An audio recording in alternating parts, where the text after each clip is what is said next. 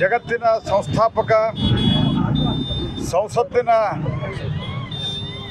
ಒಂದು ಕಲ್ಪನೆಯನ್ನು ಜಗತ್ತಿಗೆ ಕೊಟ್ಟಂಥ ಪ್ರಥಮ ರೂವಾರಿ ಹಾಗೂ ದಯೆ ಧರ್ಮದ ಮೂಲವಯ್ಯ ಅನ್ನುವಂಥ ಒಂದು ಬಹುದೊಡ್ಡ ಸಂದೇಶವನ್ನು ಕೊಟ್ಟು ಕಾಯಕದಲ್ಲಿ ಕೈಲಾಸವನ್ನು ಭಕ್ತರಿಗೆ ದರ್ಶನ ಮಾಡಿಸಿದಂಥ ಜಗಜ್ಯೋತಿ ಬಸವೇಶ್ವರ ಜಯಂತಿಯ ಹಾರ್ದಿಕ ಶುಭಾಶಯವನ್ನು ನಾನು ನಾಡಿನ ಜನತೆಗೆ ಕೋರ್ತೀನಿ.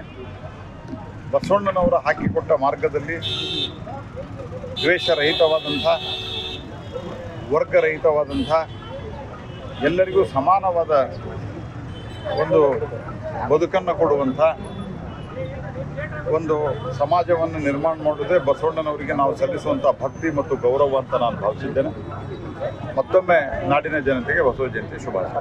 ಸರ್, ಈಗ ಪ್ರಜ್ವಲ್ ರೇವಣ್ಣವರು ಪೆಂಡ್ರೈವ್ ಪ್ರಕರಣಕ್ಕೆ ಸಂಬಂಧಪಟ್ಟಂತೆ ತನಿಖೆ ಹಾದಿಯನ್ನು ತಪ್ಪಿಸ್ತಾ ಇದ್ದಾರಂತ ಸರ್. ಈಗ if you like this video ಬೇಗ ಲೈಕ್ ಮಾಡಿ, ಕಮೆಂಟ್ ಮಾಡಿ, ಶೇರ್ ಮಾಡಿ ಹಾಗೂ ಅಲೋ ಟಿವಿ ಕನ್ನಡವನ್ನ ಸಬ್ಸ್ಕ್ರೈಬ್ ಮಾಡಿ.